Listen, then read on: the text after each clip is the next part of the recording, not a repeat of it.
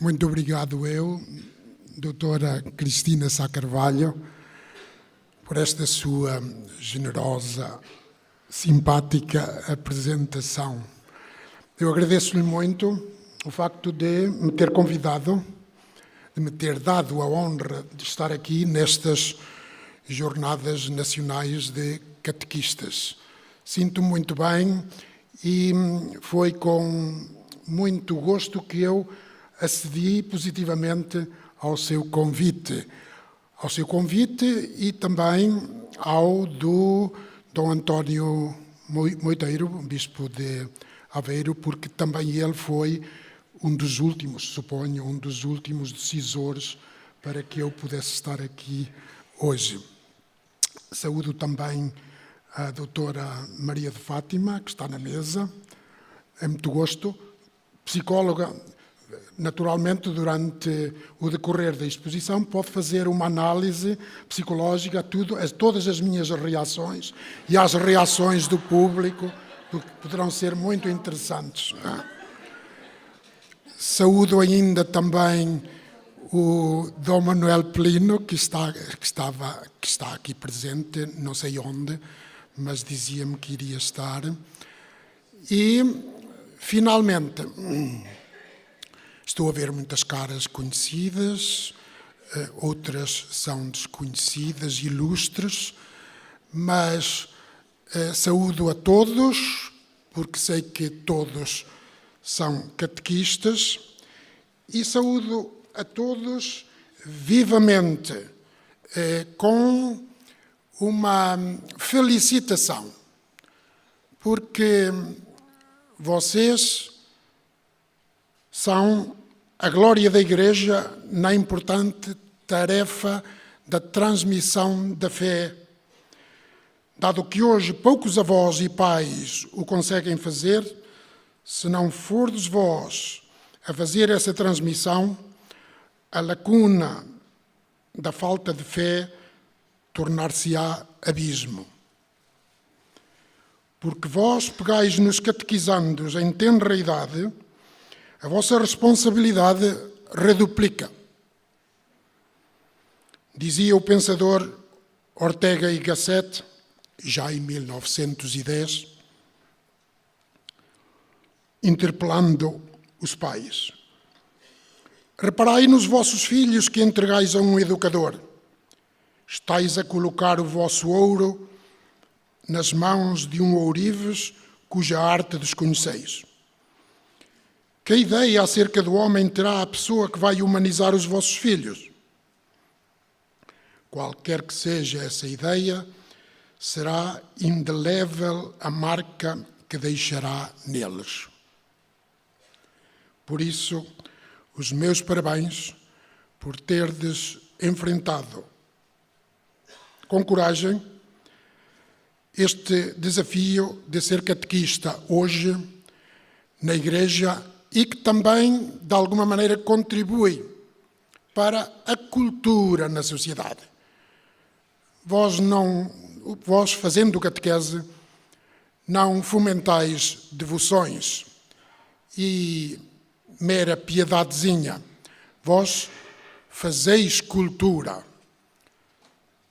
transmitindo a fé, precisamente. Por isso, os meus parabéns.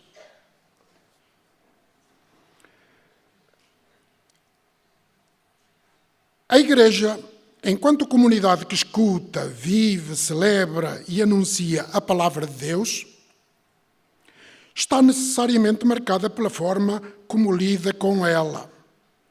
Do Concílio Vaticano II, nos últimos 50 anos, foi crescendo uma nova relação da Igreja com ela. Recolocou-a no centro de si própria e, tendo-a valorizado, aconteceu a desejada renovação da vida eclesial, nomeadamente na catequese.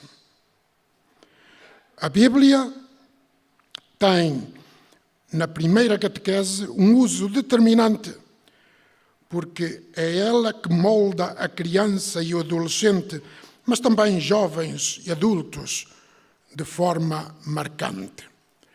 Os últimos 3 papas têm insistido muito na absoluta necessidade, presença indispensável da Bíblia na catequese.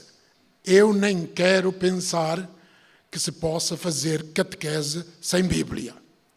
Os papas insistiram muito, eu já não vou insistir. Tenho aqui os textos, sobretudo da Catequese Tradende, do Diretório-Geral de Catequese, e depois do Papa Bento XVI, a Verbum Domini. Destas recomendações, deduz-se que o livro fundamental da catequese deveria ser a Bíblia, que põe catequistas e catequizados em contacto com a força comunicativa dos gestos, das palavras de Jesus, da sua novidade, humanidade, provocação e ternura. Descobrindo a pedagogia insuperável das grandes e pequenas narrativas bíblicas, a catequese seria mais rica e eficaz ao ler e compreender a Bíblia como a grande narrativa fundadora da fé cristã, em que Jesus é o centro unificador. Assim, primeiro ponto do nosso esquema. A força da Sagrada Escritura enquanto narrativa. Qualquer catequista pode verificar que a palavra de Deus se apresenta na Bíblia em forma de narrativa. É a narração de acontecimentos da história de um povo, onde a fé bíblica viu o seu fundamento. Realmente, a fé nasceu de experiências humanas, partindo de factos ocorridos. Os mais significativos e grávidos de sentido deram origem a uma narrativa que fazia memória deles para gerar mais fé e para a estimular. A força dos acontecimentos mobilizadores foi suscitando a sua interpretação. Por exemplo, a saída histórica dos escravos hebreus do Egito não apareceu logo de início como decisiva para a história do povo de Israel. Foi descobrindo o seu sentido oculto só depois, no silêncio meditativo e à distância. O sentido do acontecimento foi-se dando e crescendo por meio da palavra da tradição, até se tornar narrativa, que desvelou no acontecimento mais riqueza do que a inicial. Uma vez que os acontecimentos do Êxodo foram contemplados pela fé que neles reconhecia a manifestação da glória de Deus, a narrativa que lhes deu novo significado foi sendo entendida como palavra de Deus. Isso fez com que a narrativa se fosse tornando memória normativa, isto é, canónica. Quem a lia buscava no passado fundador, energia para dar frescura e vitalidade ao seu presente. Pela narrativa, o passado tornava-se desígnio para o presente. Tornava-se reserva de sentido. Inscrevia-se como acontecimento fundador, no qual Israel se interpretou a si próprio e ao seu Deus. Atendendo assim à gênese da narrativa bíblica, o catequista, e atrás dele o catequizado, têm consciência de que o contado na Bíblia não é história propriamente dita, nem ciências. Apresenta-se em forma de história, sim, e até podemos dizer que a Bíblia narra a história de um povo, mas com uma linguagem que está longe de contar exatamente o que sucedeu nos seus pormenores. Não é doutrina abstrata ou uma filosofia que poderia descambar para uma ideologia. Nem é uma moral que promove bons comportamentos. É uma história com mensagem, que faz memória de um passado real. A linguagem prevalecente na forma de aproximação da Bíblia às coisas e aos acontecimentos é a da narrativa figurada. Para evitar falsos pressupostos, desvios ou equívocos, o catequista tem de se armar de uma ideia sobre narrativa não histórica. Não vá pensar que a da Bíblia é pura ficção ou invenção artística. Pense antes que narrar um acontecimento é querer compreender com maior profundidade a sua significação e as suas potencialidades implicativas e labirínticas. Narrar a vida é uma forma poderosa de a compreender em si própria e na sua relação com a dos outros. A narrativa desperta conhecimento ou transfiguração e exigência de interpretação, de interiorização e memória. Estimula a inteligência, afeta com lucidez o estado de espírito, apela ao pensamento contemplativo, coloca questões sobre o acontecimento ou sobre o tecido do narrado. E essa eficácia, a narrativa exerce-a mesmo não sendo factual.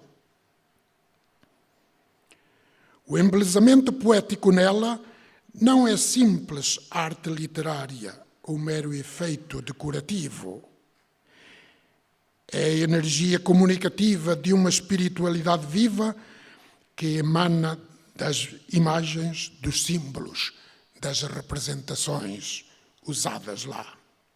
Ora, à luz de uma análise literária dos textos bíblicos, é hoje claro, suponho que também para vocês, que os seus autores não escreveram mitos de criação, lendas patriarcais, a epopeia do Êxodo, relatos de milagre de Jesus, a pregação dos apóstolos, para contar a história do povo de Israel, a biografia de Jesus e a vida da Igreja Apostólica tal qual sucederam. Mas sim para transformá-las, para lhes dar valor, para as dignificar ao máximo, acrescentando-lhes o seu sentido sublime e estimulante como forma de as ver melhor. As narrativas da criação de Gênesis 1 a 11, por exemplo, não contam o que sucedeu no começo físico do mundo, refazem a vida, embelezando-a, mostrando a beleza e a dureza dela, o bem e o mal, preenchendo as suas insuficiências, levando à sua aceitação serena. A elevação da mente e do coração por meio de uma narrativa carregada de simbolismo faz-nos pensar que somos mais do que aquilo que fazemos e desfazemos. Nesses subtis acrescentos de uma mais-valia à vida está a originalidade da linguagem figurativa, que é a que prevalece na Bíblia. Ela é tanto mais profunda quanto mais amplamente exprimir uma necessidade de sentido na pessoa que a escreve e a lê. A narrativa bíblica, com linguagem figurada, conta a história que os historiadores não saberiam nem poderiam contar. Conta a história de Deus com os homens, a fidelidade de Deus, a infidelidade dos homens, o pecado dos homens e a salvação oferecida por Deus na pessoa de Jesus. A palavra historiográfica fixa o sucedido no momento do passado. A história sagrada, narrada pela palavra simbólica da fé bíblica, dá-lhe caráter de sentido perpétuo, estendendo a sua eficácia ao presente do leitor. Enquanto a história moderna, para dizer a verdade, tem de se ater servilmente ao que sucedeu no passado, contando-o tal e qual, a narração bíblica que interpreta o acontecimento, por exemplo, do exílio de Israel para a Babilónia, diz a verdade sobre ele ao apontar para um sentido que o transcende. Faz espiritualidade do facto. Ao narrar que foi por castigo de Deus, apela ao arrependimento e à conversão interior do povo. Apela a voltar-se para Deus, para que Deus o faça voltar à pátria. Si bella e perduta, como cantaria Verdi.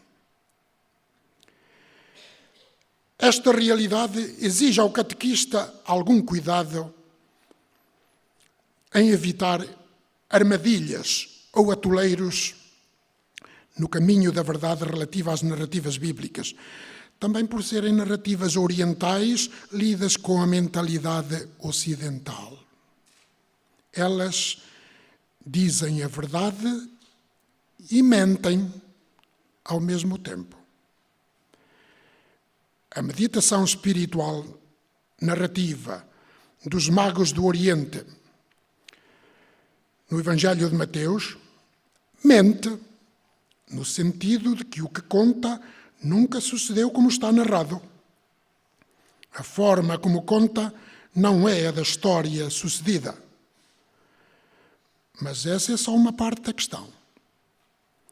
A outra é que essa narração apresenta com grande verdade Jesus como o verdadeiro Messias Salvador, esperado pelos judeus e agora não reconhecido por eles. Apresenta-o como aquele que vinha para dar sentido à vida, não só dos judeus, mas de todos os povos, e que estes a acolheram com imensa alegria. Essa verdade só podia exprimir-se encoberta, oculta, escondida debaixo da linguagem simbólica.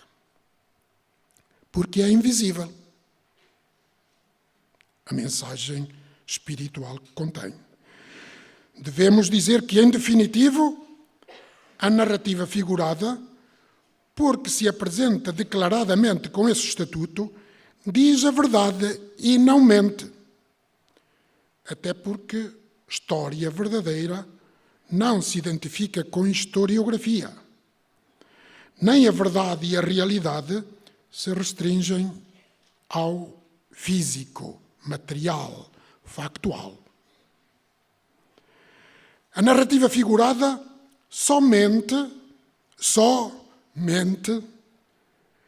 para os ingênuos que pensam que a narração deveria relatar objetivamente as coisas como sucederam. Querendo dar sentido aos factos, a narrativa bíblica é sempre interpretativa, subjetiva, não neutral, procurando reviver os factos no presente do ponto de vista do narrador. Nem podia contar de outra maneira a verdade profunda que é a salvífica, porque a força simbólica da arte narrativa se inscrevia na paisagem religiosa do povo. Na literatura e também na Bíblia, a ficção narrativa quer dar aos leitores as vidas que eles não se resignam a não ter. E não se pode dizer que o contado com linguagem imagética seja sinónimo de irreal. Não, é super real, transcendente. Só a linguagem simbólica evita um olhar superficial para o narrado no funeral do filho da viúva de Naim. Só a simbólica pode sugerir um mistério para o qual aponta o narrado.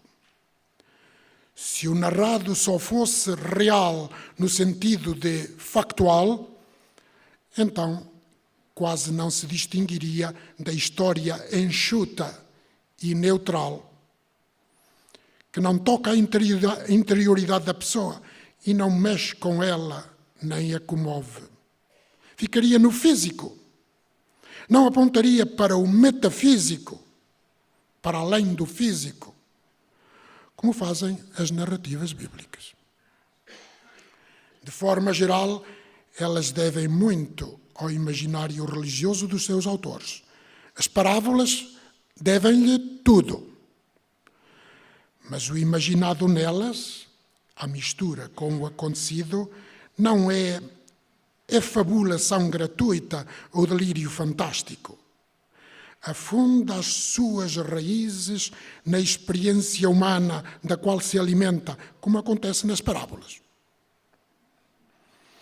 O risco da narrativa figurativa bíblica é o de a catequese a entender ao pé da letra,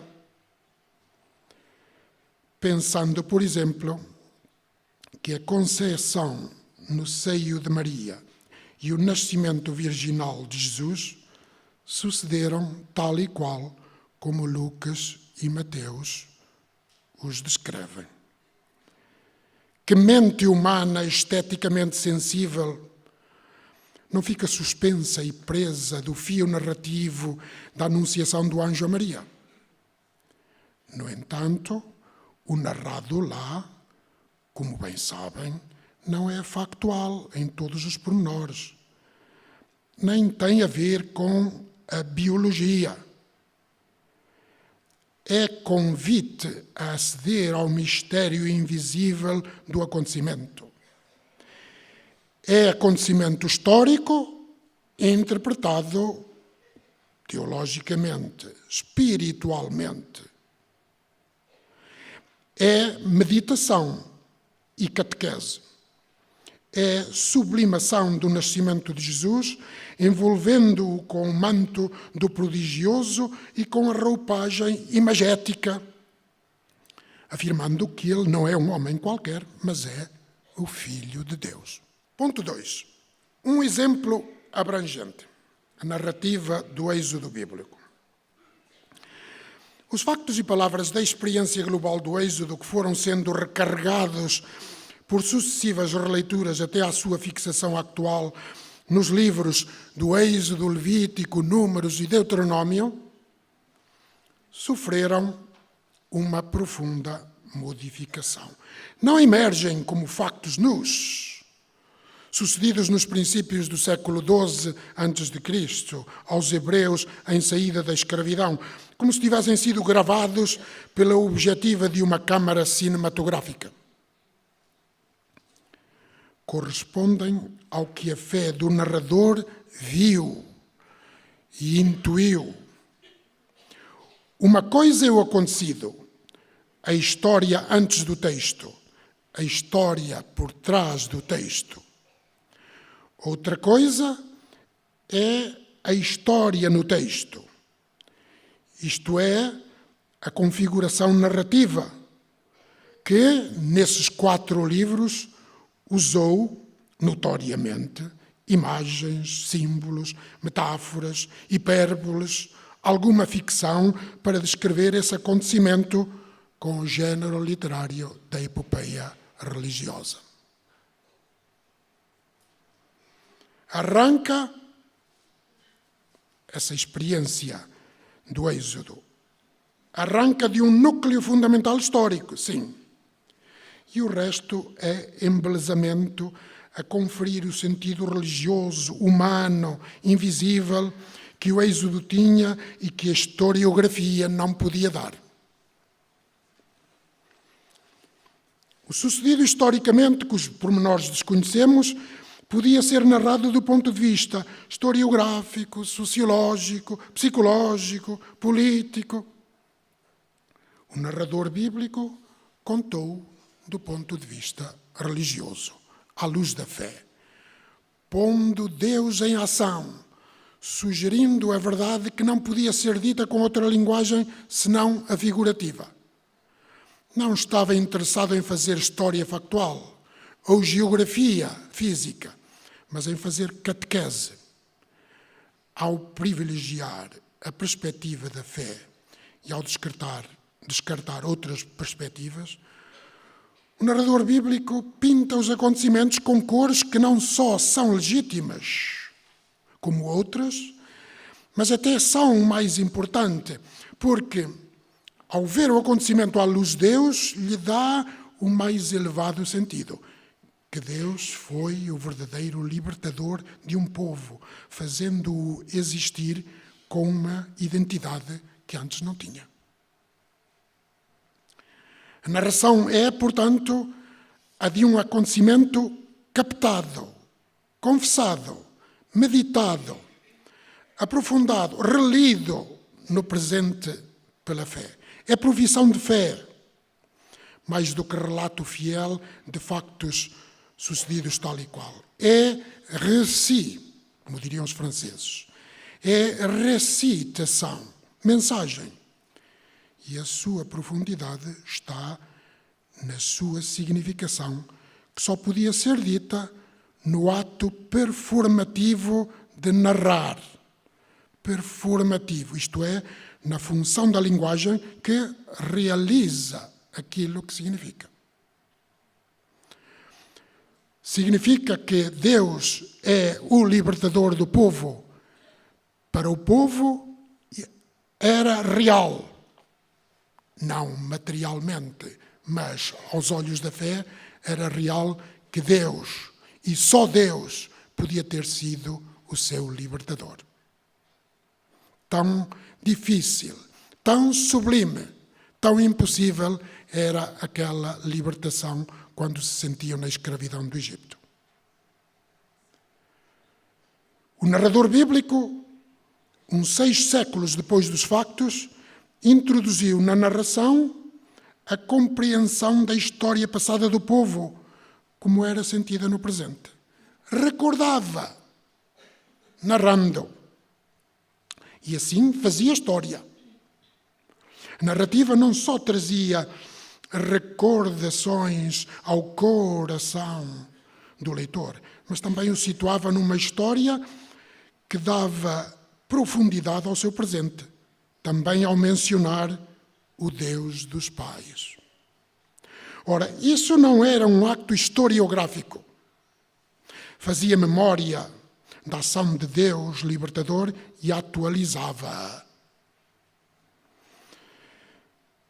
Êxodo, capítulo 2. Deus escutou os gemidos dos israelitas e recordou-se da sua aliança com Abraão, Isaac, Jacob. Moisés disse ao povo: recorda-te deste dia em que saíste do Egito, da casa da escravidão. O leitor hebraico percebia a mensagem.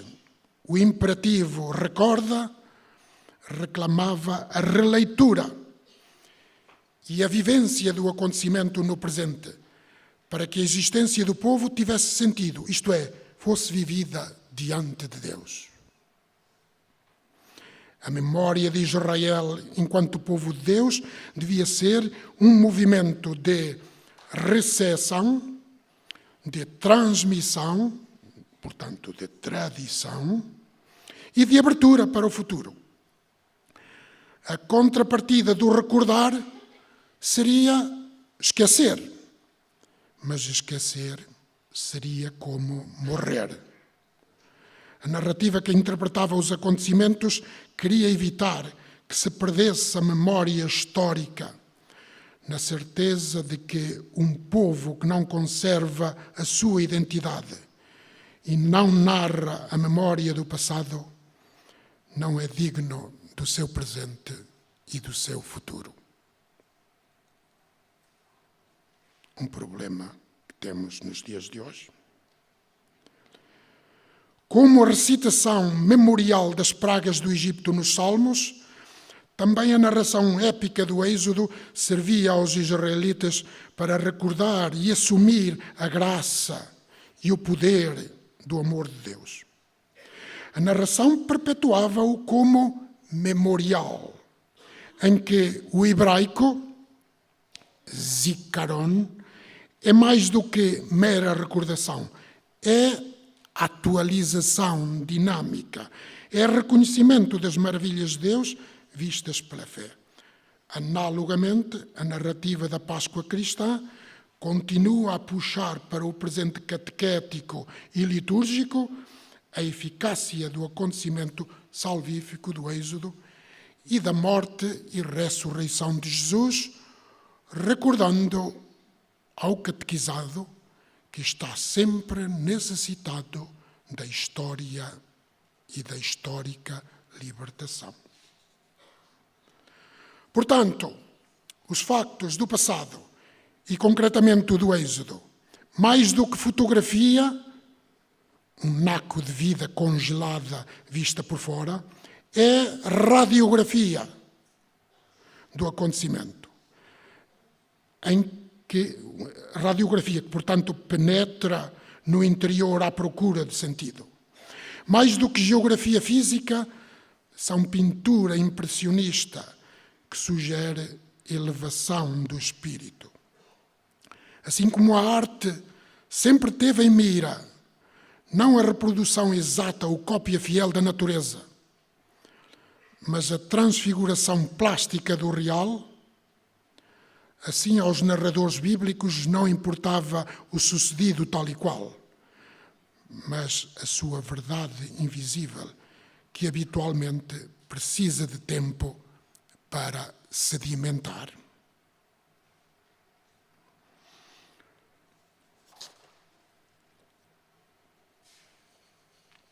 Estas potencialidades da narrativa bíblica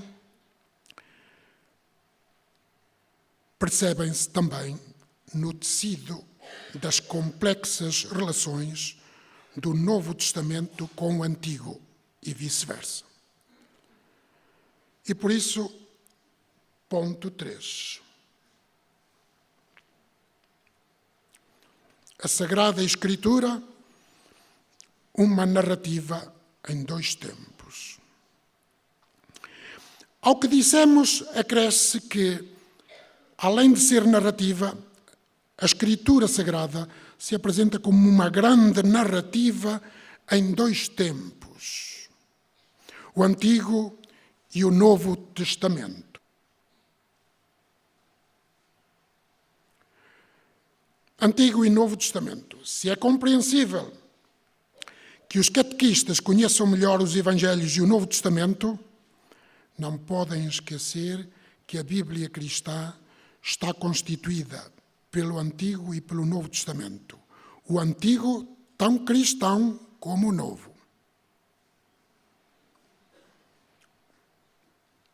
Notem que a história da salvação não se compreende se o Novo Testamento não for lido em conjunção com a trama narrativa do Antigo Testamento, como se vê bem neste gráfico, que já iremos explicar, e como é bem acentuado, por exemplo, na Verbum Domini, exortação apostólica de Bento XVI, pela Comissão Pontifícia Bíblica, especialmente no seu documento O Povo Judeu e as Suas Sagradas Escrituras na Bíblia Cristã, documento que está aqui em segundo lugar, pois, como vedes. Por isso é que eu ilustrei com o exemplo do Antigo Testamento a força da narrativa bíblica. Ao ser assumido como o livro da Igreja Apostólica, o Antigo Testamento já não era um documento relativo a um passado fechado. Para os cristãos, precisava do novo para a sua significação e para estar completo. E o novo inscreve-se como fruto maduro da história sagrada descrita no Antigo. Realmente, a história de Israel é parte integrante e imprescindível da mesma e única história salvífica que está narrada no Antigo e no Novo Testamento. Olhai sempre para o gráfico. Alcançou o seu cumprimento em Jesus Cristo que se torna o centro dessa história salvífica, que também deu cumprimento às Escrituras como livro e como regime. No conjunto inseparável dos dois, cumpre-se um só e único desígnio salvífico de Deus para a humanidade. Manifesta-se a mesma gesta de Deus, que anuncia a mesma salvação, e narra-se a história do mesmo povo de Deus. A história de Jesus e da Igreja tem o seu começo na história de Israel. O Novo Testamento acaba o Antigo, mas o Antigo começava o Novo. Não só o Antigo ajuda a iluminar o Novo, mas também o Novo reinterpreta o Antigo. Em ambos, uma só voz do mesmo Deus convida os humanos a viverem em comunhão com Ele. O mesmo Deus dos dois testamentos. O mesmo Deus que é o Deus de Israel e que é o Deus de Jesus. O Deus que se desvelou em várias fases na revelação bíblica. Muitas vezes e de muitos modos falou Deus no passado aos nossos pais, por meio dos profetas. No fim destes dias, porém, falou-nos por meio do Filho. Carta aos Hebreus. Às variadas captações de Deus pelos profetas, o cristão acrescenta a palavra conclusiva de Deus pronunciada no Filho, ligada às vozes do Antigo Testamento e dando sentido mais inteligível às Escrituras. O exemplo da ceia eucarística, que foi inserida na celebração da Páscoa judaica, é ilustrativo, sendo um dos momentos do núcleo central da história da redenção humana. Não se pode compreender sem referência ao êxodo libertador no Antigo Testamento. A estreita interligação do novo com o antigo dá suporte ao novo, que assim, e só assim, aparece como uma realidade com história. A simbiose que une estas duas partes da Bíblia cristã e a força das conexões espirituais entre elas é impressionante. Para a fé cristã, Deus demonstrou a fidelidade a si próprio, cumprindo definitivamente em Jesus Cristo a sua vontade de salvar toda a humanidade, como observais no gráfico exposto.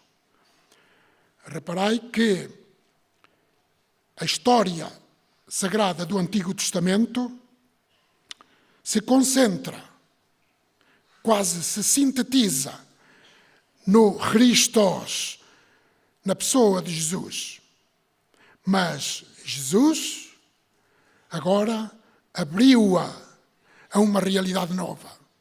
Ela que era uma história de um povo e de uma só raça, em Jesus torna-se uma história universal, que quer atingir todos os povos.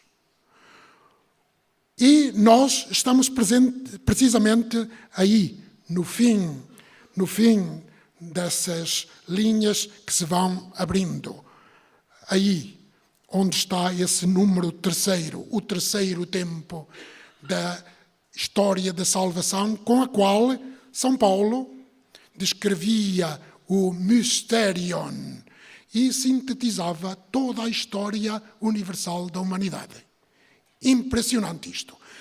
Se calhar, mesmo vós, os que fostes à Eucaristia, que talvez na quarta-feira passada, os que foram, se calhar nem se aperceberam que é aí precisamente, carta aos Efésios, capítulos 2 e 3, que Paulo faz esse diagrama impressionante. Também o traça noutros textos, por exemplo, no fim da carta aos Romanos. Mas aí especialmente Paulo genialmente, em 2 traços, sintetizou a história da humanidade. Antes de Jesus e depois de Jesus, tendo no meio o próprio Jesus Cristo. Realmente, como vedes, sem o Antigo Testamento não haveria Novo. Nem se poderia falar de plenitude de revelação. Nem se poderia falar de Jesus como filho de David, filho de Abraão, de Messias prometido a Israel, que veio salvar o seu povo dos seus pecados, capítulo 1 de Mateus. E se Jesus é o cumprimento do Antigo Testamento, também não se poderia falar de cumprimento sem ser por referência ao Antigo. A melodia do Evangelho ganha toda a ressonância na sinfonia e no amplificador da palavra de Deus que está na Bíblia cristã inteira. Se, sob certo aspecto, o Antigo Testamento pode ser visto como a penúltima palavra de Deus aos homens,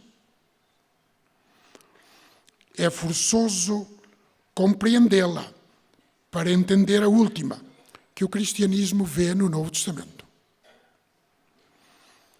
Sempre que se subtrai ao Antigo Testamento o devido valor, faz-se sentir imediatamente o efeito negativo na compreensão do Novo. O Novo só pode ser compreendido à luz do Antigo. E a raiz do cristianismo encontra-se no Antigo Testamento e sempre se nutre dessa raiz, como diz a Verbum Domini de Bento XVI. E a designação Antigo Testamento, longe de insinuar que se pode prescindir dele, sugere o contrário. De facto, quando no início do século II, depois de Cristo, o herético gnóstico Marcião queria rejeitar o Antigo Testamento de um esboço de cânon da Igreja pós-apostólica, defrontou-se com a total oposição da Igreja. Realmente, se disséssemos adeus ao Antigo Testamento, o que então restaria, o nosso Novo Testamento, não faria sentido em si, diz o cardeal Joseph Ratzinger. Sem o Antigo Testamento, o Novo seria indecifrável. Repito, sem o Antigo Testamento, o Novo seria indecifrável. E João Paulo II, o que se verifica com maior frequência é a ignorância das profundas relações que vinculam o Novo Testamento ao Antigo. Não se pode exprimir de maneira plena o mistério de Cristo sem recorrer ao Antigo Testamento. Privar Cristo da relação com o Antigo Testamento, continua o Papa Santo, é separá-lo das suas raízes e desvirtuar o seu mistério de todo o sentido. Com efeito, a fim de ser significativa, a encarnação teve necessidade de se arraigar em séculos de preparação. De outra forma, Cristo teria sido um meteoro caído acidentalmente sobre a Terra, isento de conexões com a história dos homens. A Igreja compreendeu bem, desde as origens, o enraizamento da encarnação na história e, por conseguinte, acolheu plenamente a inserção de Cristo na história do povo de Israel. Considerou as Escrituras hebraicas como palavra de Deus perenemente válida, dirigida a si mesma e também aos filhos de Israel. Fim de citação do Papa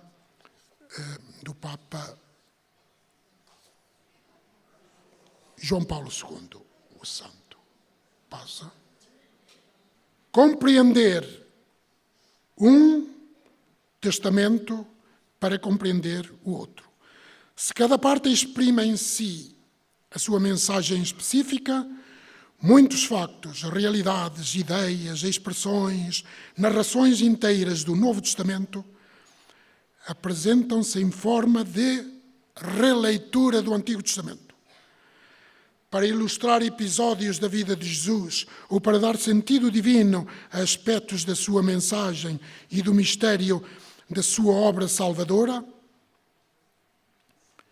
tantos relatos do Novo Testamento recorreram a imagens, personagens, frases, expressões do Antigo, compondo com as pedrinhas de lá puxadas um novo mosaico.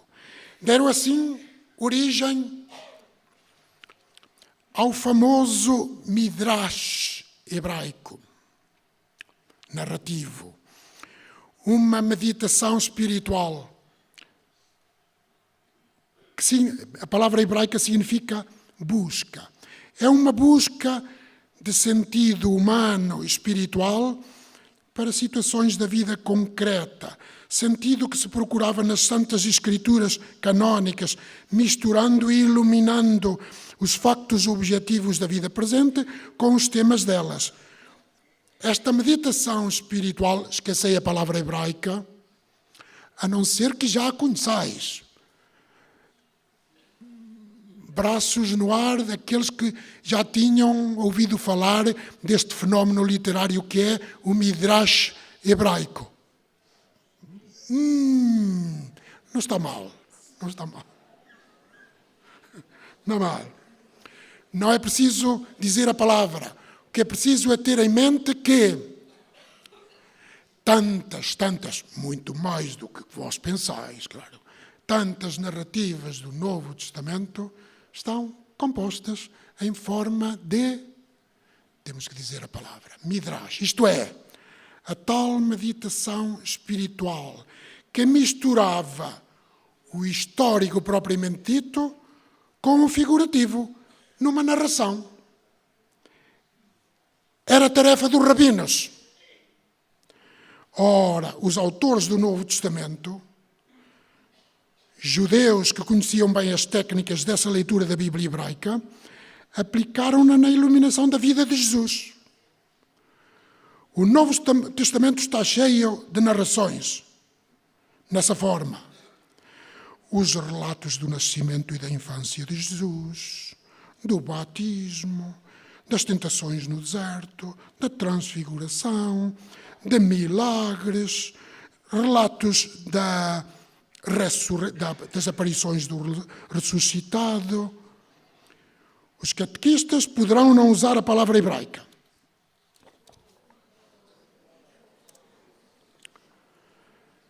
Mas deverão saber que tipo de linguagem está em questão quando se confrontam com a narração da anunciação do anjo a Maria, por exemplo, que na realidade é Midrash. Ou o relato há pouco mencionado, o dos magos do Oriente.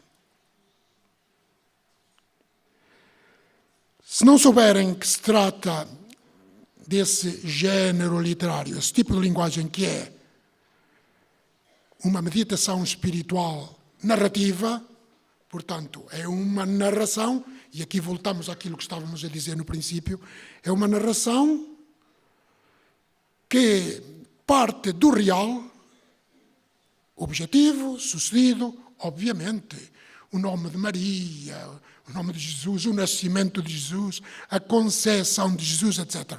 Tudo isso é real, objetivo. Mas agora, para dar sentido a essa realidade histórica, o narrador, à luz da sua fé pós-pascal, a contar estes acontecimentos uns 80 anos depois deles, pelo menos. Os evangelhos são de uns 80 anos. Isto é lá pelo ano 80, depois de Cristo. Não é? O narrador embeleza esse acontecimento histórico, recorrendo a imagens, personagens, símbolos, figurações, representações do Antigo Testamento, puxando todas essas pedrinhas para fazer um mosaico da narrativa da Anunciação do anjo a Maria. Belíssima! Mas para quem não entender a letra, porque se entenderem a letra, ficam a fazer as perguntas erradas ao texto. E ele responde errado. Há que fazer as perguntas certas, para que ele responda certo. Sem isso, vocês correm o risco de adulterar o significado de muitas narrações do Novo Testamento. Saber que se trata de uma narração que é uma meditação espiritual é importante para a compreensão humana e religiosa do relato e tantos relatos do Novo Testamento. Olhem, por favor, vocês são catequistas, têm que assumir essa responsabilidade. Olhem para este documento que está aí, em segundo lugar, da Comissão Bíblica Pontifícia, o povo judeu e as suas sagradas escrituras na Bíblia cristã. Todo este documento está dedicado a esta realidade intricada do relacionamento do Antigo Testamento com o Novo e vice-versa. Claro que agora o ideal seria exemplificar isto com uma narração. E para isso temos que ser rápidos e não podemos fazer a leitura de uma narrativa bíblica em que possamos observar isto que estivemos a dizer teoricamente. Em que possamos observar a interação, a estreita conexão do Novo Testamento com o Antigo. Pensai na narrativa das bodas de Caná. Capítulo 2 de João. A interpretação habitual é, pronto, foi uma boda histórica, em que estava Maria e Jesus, mas correu mal, foi um desastre. Que tristeza. Ainda bem que estava lá Jesus para remediar e para tirar os noivos do apuro.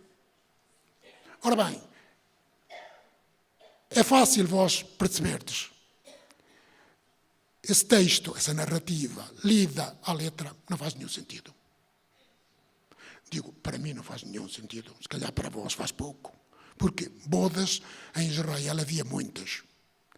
E que João tivesse escolhido precisamente uma em que tudo correu mal.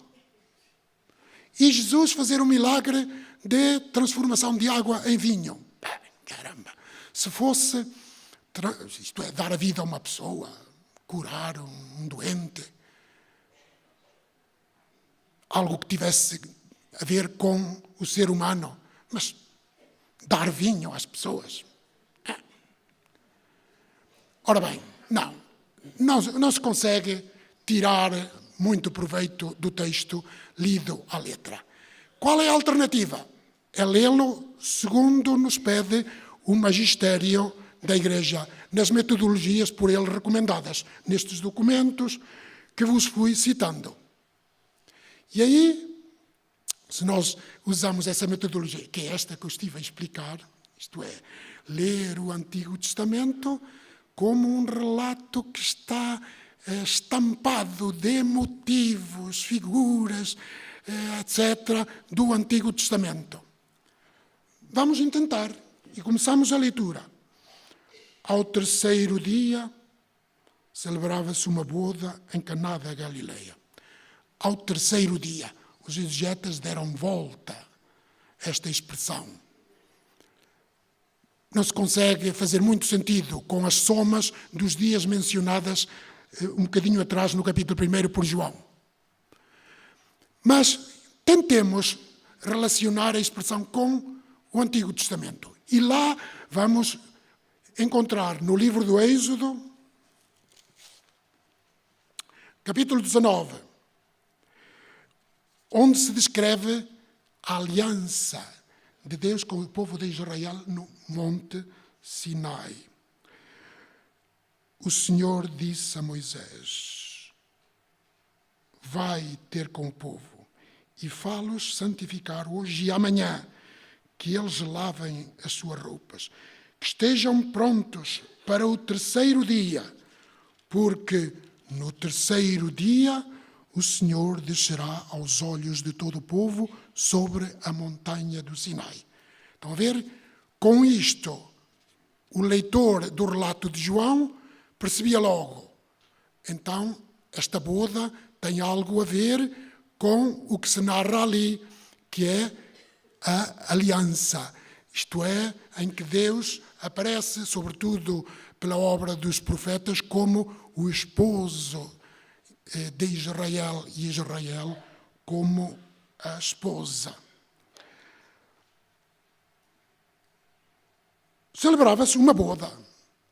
A boda era o símbolo antropológico mais rico que foi tão explorado no Antigo Testamento pelos profetas, para apresentar simbolicamente Deus como esposo e Israel como esposa do seu Deus, que concluíram uma aliança de amor e de paz, em que se deveriam amar mutuamente. Observando uma lei, sim, mas essa lei era só a forma de o povo responder e corresponder eficazmente ao amor de Deus para com o povo. A aliança. Só que agora, no tempo de Jesus, os judeus tinham esvaziado a aliança de conteúdo. O povo não amava Deus, amava mais a lei, talvez. Punha todo o seu interesse e dava toda a importância à observância estrita da Torá, da lei. Tinha transformado a lei em 613 preceitos, dizendo às pessoas, os rabinos, que, cumprindo à risca a lei, conquistavam e obtinham a salvação. Era isso que se dizia. Então, assim, a aliança estava esvaziada de conteúdo. Por isso, a mãe de Jesus, que estava lá na boda, porque ela ainda pertencia ao povo de Israel, de facto ela nasceu ainda no Antigo Testamento, ela disse a Jesus: não tenham vinho. Reparem que ela diz, não tenham, não diz, não temos. Ela está no Antigo Testamento. Portanto, pertence a esse povo de Israel. Mas ela sabe que o filho tem um programa diferente que quer apresentar. Não tenham vinho. E Jesus respondeu-lhe: mulher, que tem isso a ver comigo e contigo? Isto é, o que é que nos interessa a nós? Não te interesses, não te preocupes. Não têm vinho. Quer dizer, a aliança já não tem, a aliança deles, a judaica, a aliança não tem vinho. No Antigo Testamento, a aliança era o símbolo, o vinho, juntamente, sobretudo, com o trigo e o azeite, eram o símbolo da aliança de Deus com o seu povo. Não têm vinho, isto é, a aliança já não tem amor. Falta-lhes a alegria do amor aos judeus que agora se dedicavam ao cumprimento da lei. Mulher, não te preocupes. Ainda não chegou a minha hora. De facto, não tinha chegado, porque só chegará na cruz, na hora do amor. Sabendo que estava chegada a hora de partir deste mundo para o Pai, Jesus, que tinha amado os seus que estavam no mundo, amou-os até ao fim, sabendo que tinha chegado a hora. Isto é dito por João, pelo mesmo João, no princípio da paixão. Era a hora do amor, a hora da cruz, quando Jesus manifestou a sua glória e renovou definitivamente a aliança antiga, tornando-a nova. Ele agora tornou-se o novo noivo, o esposo de uma nova humanidade, que, como vedes aqui no gráfico, é toda essa humanidade que renasce de Jesus. O noivo que, neste relato de João, das bodas de Caná, aparece inominado. Está a apontar para o próprio Jesus. Ele é que é o noivo. Ele é que é o símbolo da nova aliança. E por isso, Maria diz aos serventes: fazei o que ele vos disser. Fazei o que ele vos disser. É precisamente isto o que está no livro do Êxodo, capítulo 19, onde, depois de Moisés ter apresentado aos israelitas a proposta de aliança por parte de Deus, os israelitas responderam: sim, queremos. Tudo o que o Senhor nos disser, nós o faremos. Essa frase é repetida no capítulo 24, onde se relata a conclusão dessa mesma aliança, depois de Deus aparecer no Monte Sinai a dar a lei, os mandamentos, toda aquela lei, até ao fim do capítulo 23. No princípio do capítulo 24, conclui-se a aliança com aqueles ritos, sacrifícios. E aí, de novo, o povo responde: tudo aquilo que o Senhor nos disser, nós o faremos. Cá está a frase. Claro que quem conhecia bem o Antigo Testamento, com esta frase, sentia ecoar imediatamente a grande narrativa do Êxodo, no seu conjunto, e sobretudo a aliança. Fazei o que o Senhor vos disser. Fazei o que Ele vos disser. É a frase que o faraó disse aos egípcios quando iam a ele pedir pão no tempo das vacas magras. Pedir centeio, trigo. O que lhes respondeu o faraó? Ide, José, fazei o que ele vos disser. A frase, na tradução grega dos 70, é assumida tal e qual para aqui, para João. Ou seja, aquilo que José daria aos egípcios, que era o pão, agora Jesus daria ao novo povo de Deus, que é o vinho. O vinho que é o seu espírito. É o vinho do seu espírito. Isto é, como diria Santo Agostinho, é o seu amor. É o vinho do amor. Bem, e só mais uma releitura, só mais um apontamento para o Antigo Testamento. Ora, havia ali 6 vasilhas de pedra preparadas para os ritos de purificação dos judeus, com capacidade de 2 ou 3 medidas cada uma. Isto é, uns 600 litros de água. Estavam vazias. Eram tinas, vasilhas de pedra, vazias. Isto é, as instituições do povo judaico estavam realmente vazias. Não só a Torá, que eles transformaram em lei em sentido legalista, mas também toda a sua vida estava transformada em institucionalização. Portanto, se o texto de João diz que eram 6 vasilhas de pedra, sendo, como vós sabeis, o número 6 símbolo de imperfeição, João estava a sugerir a imperfeição das instituições judaicas. Estão superadas. Jesus agora vai renovar tudo, transformando. Manda encher as vasilhas de água e transforma a água em vinho. Vede? Agora Jesus não dá água, dá o vinho do seu amor e do seu espírito. Ele que é o noivo da nova boda, da nova aliança de Deus com o seu povo. Ele é, portanto, o mediador da aliança de Deus com o seu povo. E assim os discípulos viram a glória de Jesus e acreditaram nele. A glória é outro grande tema do Êxodo.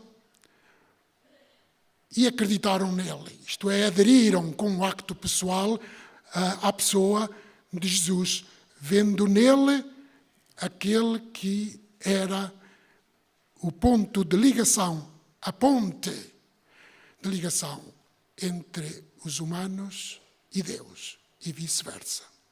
Vede, então, se vós entenderíeis alguma coisa deste relato, sem verdes esta ligação estreita entre a própria narrativa e tantos temas, imagens, símbolos do Antigo Testamento.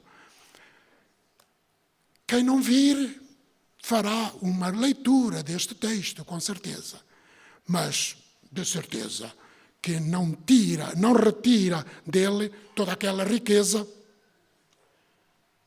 que se pode tirar dele lendo o texto em ligação com o Antigo Testamento. Isto é, vendo-o como género literário. É um midrash. É uma meditação espiritual profundíssima, espiritual e humana, com que João apresenta à nova humanidade, aos leitores do seu Evangelho, aquilo que era Jesus. É o Filho de Deus. E Maria, fazei o que ele vos disser. O que é que ele diz? É aquilo que está no Evangelho de João. Amai-vos uns aos outros como eu vos amei. Bem, eu acho que nós poderíamos ficar por aqui. Só para repassar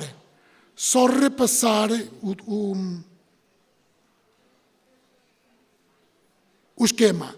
Restar-nos-ia ver agora Jesus como centro desta narrativa fundadora da fé cristã, mas já fostes vendo-o, e faltaria fazer, isto é, notar-vos a importância da Lectio Divina na catequese.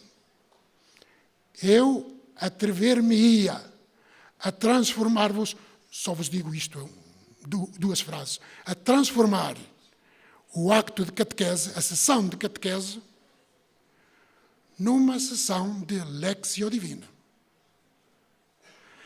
Se calhar estou a ser pretencioso demais, demasiado ousado, se calhar. Vós conheceis a Lectio Divina, claro, conhecei-la bem, tendes a bibliografia também,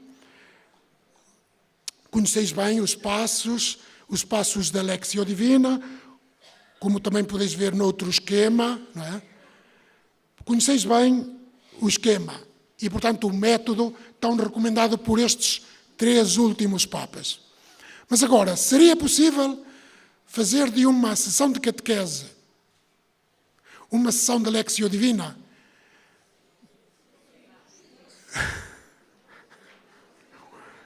O povo está dividido. Eu diria que sim. Como? Também me atrevo a sugerir, vós também podereis ter as vossas opiniões. Bastaria que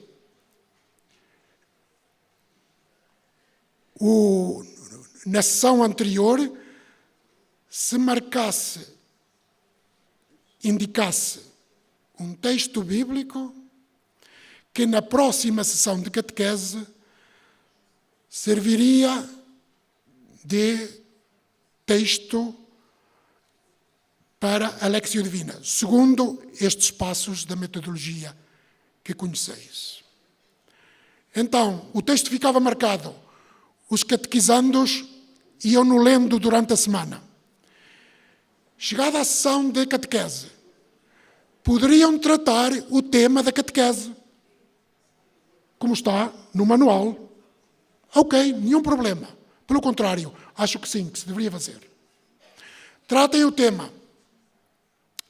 E a um dado momento da explicação, do desenvolvimento do tema, entrem com o texto bíblico que tinha sido indicado na semana anterior. E agora, então, mais rápida ou menos rapidamente, seguir estes degraus da Lectio Divina. Brevemente, se calhar. Por exemplo, o da Lectio, propriamente dita, que é o do estudo. Se calhar isso competiria ao catequista. Explicar rapidamente esse texto.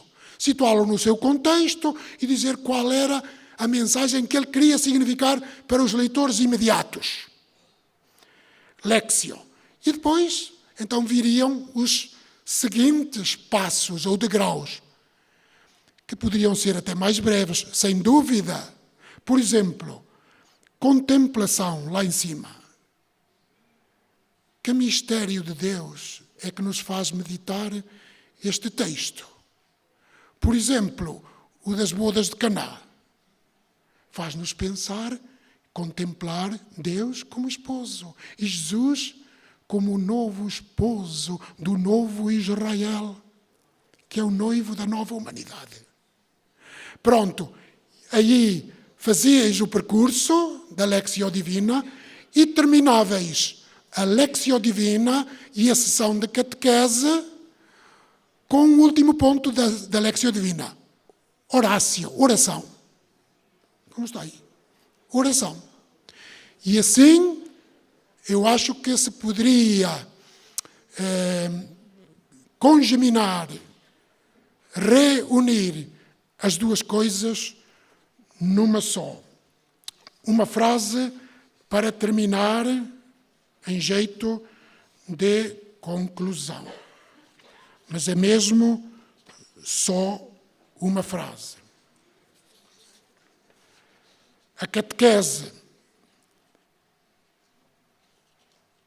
O bom catequista que ama a Igreja e a palavra de Deus coloca a Bíblia no centro da catequese e, portanto, da sua vida, fazendo dela o livro mais lido, mais meditado, mais rezado. Terá de saborear antes o conteúdo da Bíblia para mais eficazmente a fazer saborear aos catequizados. Terá de tomar consciência de que se catequiza com a palavra de Deus e nunca sem a palavra de Deus. Muito obrigado.